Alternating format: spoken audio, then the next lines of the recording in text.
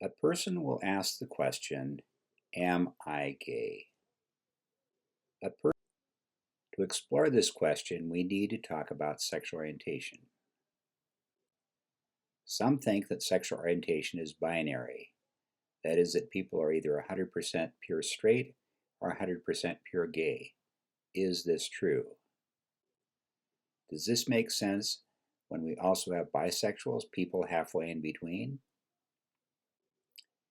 But couldn't we also have a bisexual who has a strong preference for gay partners, sort of a 75% bisexual? When we consider all possible gradations, we rapidly see that sexual orientation is a continuum that goes all the way from 100% straight to 100% gay.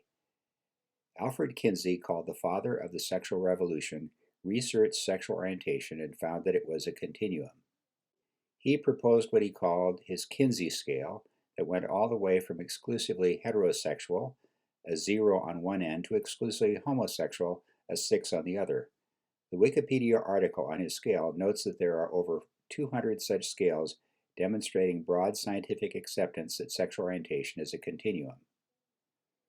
But if it is a continuum, what would you expect the distribution of people on this continuum to look like? Consider what we know. The vast majority of people identify as straight. We also accept that a person can't be more straight than 100% straight or more gay than 100% gay. Finally, any distribution should be reasonable and make sense.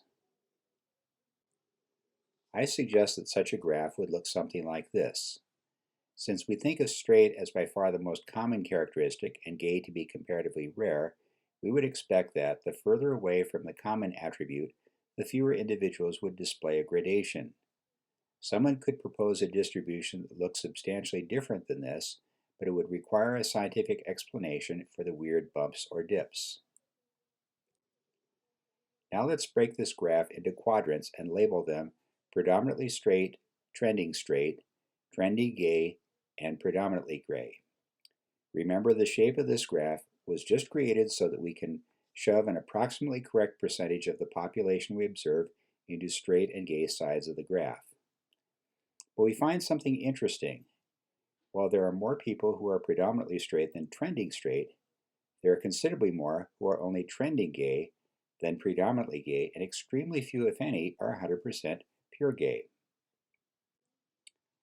Let's select an individual who is 75% on the gay scale. Then look at how he relates to just those on the gay side of the scale. While he is more gay than the vast majority of those on the gay side, he is faced with a dilemma. Even with strong same-sex attractions, he still has definite opposite-sex attractions as well. Unfortunately, it is impossible to have a relationship that meets both of these attractions at the same time. For any relationship, he has to choose between a homosexual and a heterosexual partner and live with his unmet longings. However, even with an ordinary marriage, a partner is asked to give up unmet longings for other partners and attach only to his or her new spouse. I can hear a shrill voice responding, "With all the grief they get, why would anyone choose to be gay?" Such a person is confusing the word choose and decide. No one has weighed the costs and benefits and then decided to die young as a chain smoker. While nobody has made such a decision, many have chosen that path. We are not even aware of the myriad small choices thrown at us daily that, taken together, become habits and transform our lives. Part of the stigma of calling gay a choice is that we cling to the belief that we are somehow autonomous in our choices. When I grab a can of pop from the fridge, I feel that I made that choice entirely without outside interference.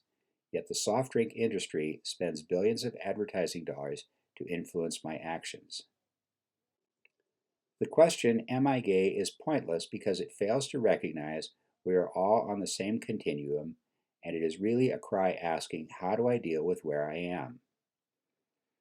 A person who says either I'm straight or I'm gay has, through making choices or making a decision, selected an identity. We tell youth, don't choose to smoke cigarettes just because you are pressured to be part of the gang or to annoy your parents. Instead, weigh the long-term consequences and you will make a decision against tobacco. Is there any reason we shouldn't tell those who are struggling on which way to go sexually to actively decide on the path that is healthiest and leads to the greatest long-term fulfillment? Don't make choices, make a decision on your sexual orientation and sexual behavior.